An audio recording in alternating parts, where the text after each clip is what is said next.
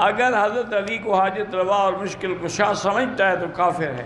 اچھا پتہ نہیں، مجھے تو آج تک یہ مسئلے سمجھ نہیں آئے، لدھیانوی صاحب سے خیر پوچھوں گا انشاءاللہ کبھی، کہ یہ حضرت علی کو مدد کے لیے پکارتے ہیں، عقیدہ یہ ہے کہ حضرت علی جو ہیں وہ حاجت روا بھی ہیں، مشکل کشا بھی ہیں، اور باقاعدہ انہوں نے ناد علی کے نام سے وظیفہ بھی رکھا ہوا ہے، اور یہ بڑے شوق سے پڑھتے ہیں، علی خمسۃ نطفی بہا حر الوباء الحاتمہ المصطفیٰ والمرتضی ابناہما والفاطمہ۔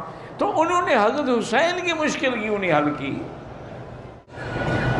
یعنی اپنی اولاد میدان قرب و بلا میں مظلوم شہید ہو گئے، حضرت علی تشریف بھی نہیں لے گئے، جنازے پر بھی نہیں گئے، تمہاری مدد کے لیے آ جاتے ہیں کرکٹ کھلوانے کے لیے یا کبڈی کھلوانے کے لیے۔ خدا کا خوف کرو۔ ایک تو ہے نا کہ شرعاً کفر ہے، لیکن کوئی عقل بھی تو ہوتا ہے نا۔ مشکل کشا وہ ہوتا ہے جس پہ کبھی خود مشکل نہ پڑے، جس پہ خود مشکلیں پڑتی ہوں وہ دوسروں کا مشکل کشا کیسے ہو سکتا بھی ہیں، مشکل کشا بھی ہے، حاجت روا بھی ہیں، اور پھر بولو کہ ہم ایک خدا کے ماننے والے ہیں۔ یہ عقل سے بالاتر نہیں ہے، یہ عقل کے تحت آتی ہے کہ خدا کی ڈیفینیشن ہی یہی ہے کہ جو مشکل کشا اور حاجت روا ہو۔ جب نبی بھی ہو گئے، اللہ بھی ہو گیا، تو پھر فرق کیا رہا؟ پھر اس تکلف کی ضرورت کیا ہے کہ ایک خدا ہے؟ بھائی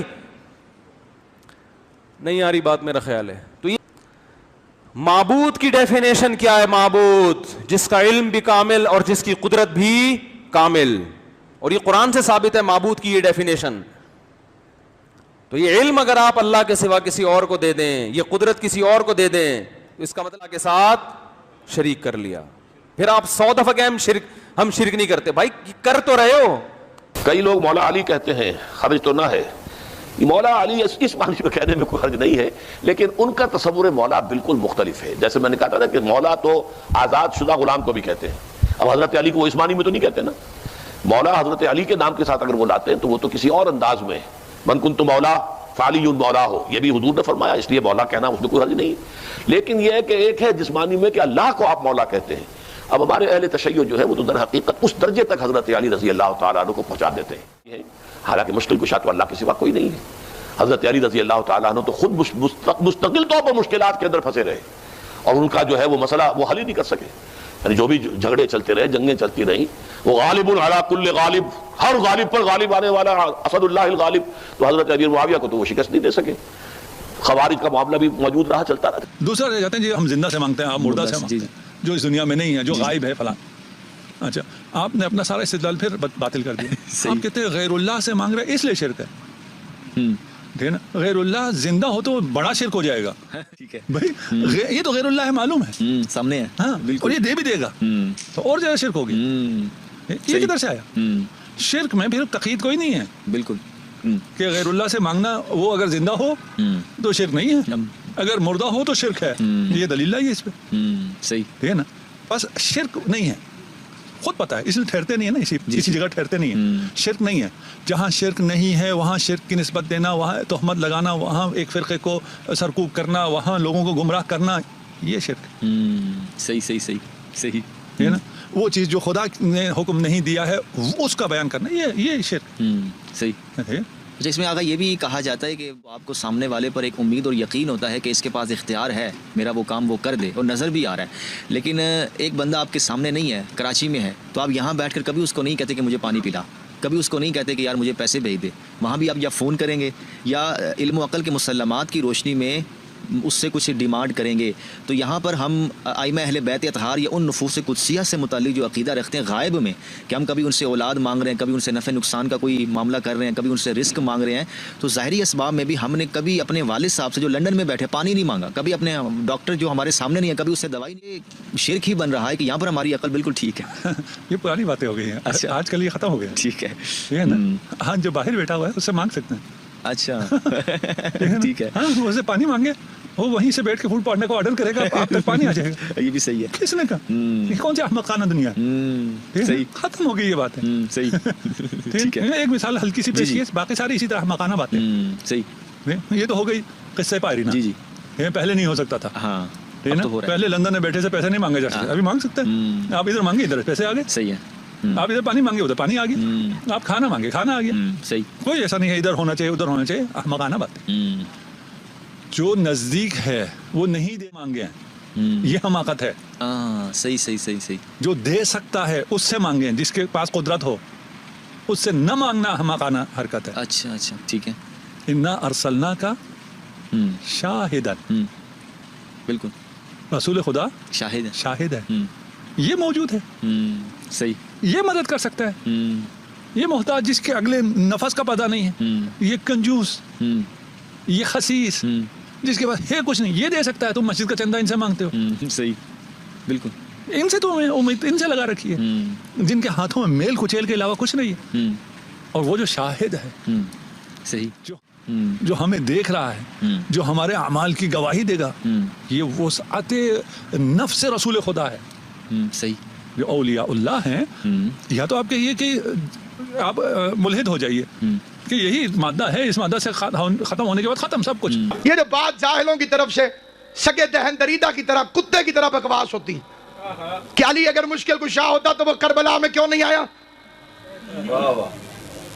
بات کو سمجھنے کے لیے بڑی توجہ کیجئے گا, اور اگر میری دلیل کوئی بندہ اس میدان میں کھڑے ہو کے توڑ دے قیامت تک, میں اس کے آگے شکر رکھ کے شاگرد بن جاؤں گا. کائنات کا اپنا پرایا کوئی مولوی, یا اندر کا مقصر, مطلب ایک ہی ہے.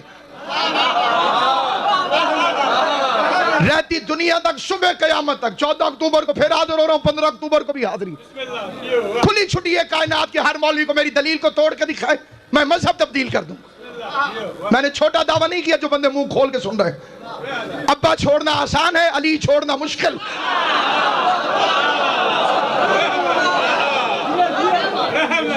تم نے کیا سمجھتے ہیں وہ اپنی مرضی سے پڑھتے پھر رہے. جناب زہرا کی طاقت ہے جیسے ہم علی کی ولایت پڑھتے ہیں.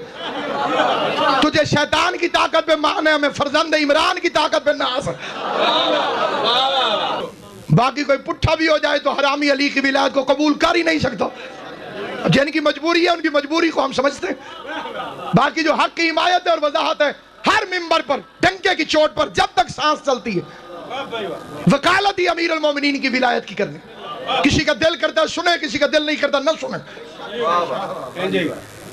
باپ پڑھا لکھا ہو, باپ پڑھا لکھا ہو, بھائی غلام باسط حکیم صاحب قبلہ, اگر باپ پڑھا لکھا ہو اسے چاہیے پورا سال اپنے بچے کو پڑھائے. جب بھی بچہ پوچھے کہ اس کا مطلب کیا ہے, باپ کو چاہیے وہ بتائے اس کا مطلب یہ. ٹھیک ہے کیا جی, کیوں میرا بچہ ٹھیک ہے کیا. بچہ پوچھے باپ کو بتانا چاہیے پڑھا لکھا جو ہے کہ اس کا مطلب یہ. اب بچہ چلا جائے امتحان دینے, پیپر دینے, پرچہ دینے, جو پڑھا ہے اس کا امتحان دینے 3 گھنٹے. اب بندے کہیں اگر اس کا باپ پڑھا لکھا ہوتا تو جب یہ پرچہ دے رہا تھا تو وہ سوالوں کے جواب بتانے نہ جاتا. یہ سمجھ آئے صرف وہ بندہ میرے ساتھ. میں جس وقت بچہ جو پڑھے لکھے حضرات ہیں ان کی توجہ چاہتا ہوں, جب بچہ امتحان دے رہا ہو, پیپر دے رہا ہو, پرچہ امتحان دیتے ہوئے وہاں پہ باپ پہنچ جائے اور وہ بتانے لگ جائے اس سوال کا مطلب یہ ہے, اس سوال کا مطلب یہ ہے, بیٹا بھی نالائق ہے, باپ کی بھی زیادتی ہے. اس لیے کہ باپ کو پڑھانا چاہیے پورا سال, لیکن جب بچہ امتحان دینے کے لیے آئے, اب نہ باپ کا حق ہے کہ وہ بتائے, نہ بچے کی لیاقت کا حق ہے کہ وہ پوچھے. آل محمد کی عزت کی قسم, کربلا میں غریب زہرا حسین ابن علی امتحان دے رہا تھا. حسین مدد کے لیے بلائے, حسین کی توہین, علی مدد کے لیے آئے, علی کی توہین. سلامت رہو, آباد و شاد رہو. اللہ ان ہاتھوں کو سلامت رکھے جو بلند ہوئے, اللہ ان ہاتھوں کو کسی کمینے کا محتاج رکھے. اور جو بے غیرت یہ بکواس کرتے ہیں کہ اگر علی مدد کر سکتا تھا تو علی کربلا میں کیوں نہیں آیا. بے غیرت ماں کی نجس اولادوں, حسین کو تو علی کو بلانے کی ضرورت بھی نہیں ہے کیونکہ حسین خود اپنے وقت کا علی ہے.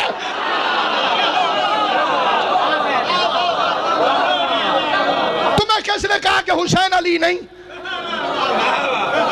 یہ کوئی اسماعیل ہے کہ ایڑیاں رگڑے گا تو زمزم نکلے گا. یہ کوئی یہ اسماعیل ہے کہ ایڑیاں رگڑے اور زمزم نکلے؟